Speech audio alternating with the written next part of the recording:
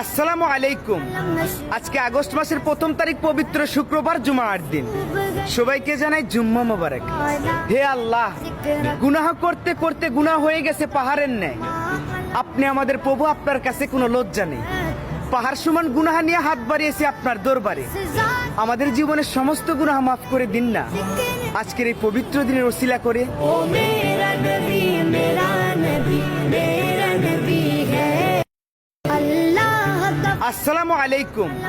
আজকে আগস্ট মাসের 1ম তারিখ, পবিত্র শুক্রবার, জুমার দিন।